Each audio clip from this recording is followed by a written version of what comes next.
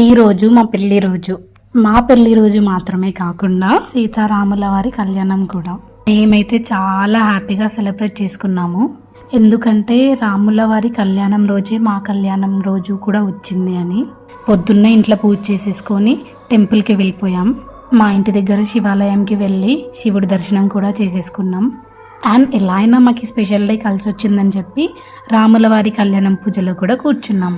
చాలా అంటే చాలా హ్యాపీ అనిపించింది పెళ్లి రోజు ఇలా కలిసి రావడం. నా చిన్ని తండ్రి వచ్చాక ఇది మా సెకండ్ యానివర్సరీ అన్నమాట. బట్ మేమైతే ఫస్ట్ యానివర్సరీ లానే సెలబ్రేట్ చేసుకుంటున్నాం. ఎందుకు అంటే వాడికి లాస్ట్ ఇయర్ హెల్త్ బాగాలేక మేము హాస్పిటల్లో ఉండాల్సి వచ్చింది.